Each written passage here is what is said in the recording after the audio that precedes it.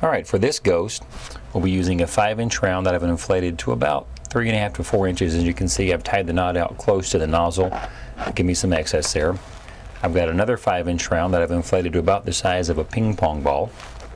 We'll come back to those. I've got a clear 260 with about 1 inch left uninflated on it. And then I also have a white 260 with about 3/4 of an inch left on it. We're going to start with our white 260. What we're going to do is fold it in half, and I'm going to give it a little bit of a squeeze. You can see the end kind of expand. It kind of softens it a little bit.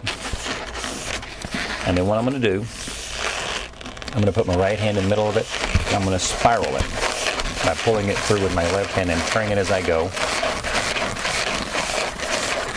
until I get to where I've got about 6 or 7 inches left on each end, and then twist those together. And as you can see, one end has a little bit left over. What I want to do there is twist a little 1/2 inch level out of that one and make that into a pinch twist. This is going to be the body of our ghost. Now we're going to set that aside, take our larger of the two 5-inch rounds and our small one. What you want, let's go to start with a smaller one. What we want to do is I'm going to take it, pushing the knot up into the middle because I want the knot in the twist, so it's not sticking out on one end or the other. Pinch it up in the middle, divide it into 2 bubbles, and then twist it. These will be for his eyeballs, and I'm going to put those between my ring and pinky finger on my left hand to hang on to that. Then I'm going to take my larger 5-inch round, kind of soften it up, squeeze it out so it's elongated a little bit, and then coming in the front of it, well, no matter where the front is, but on the side here, I'm going to twist off a little small bubble like that.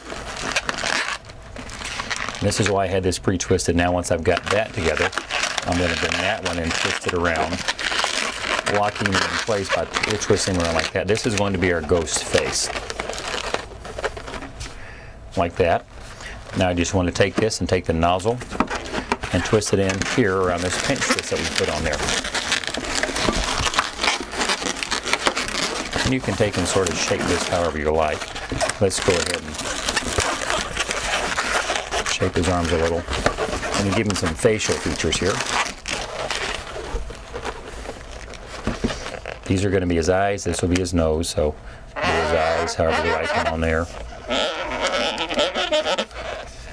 Ooh, give him a little mouth like that.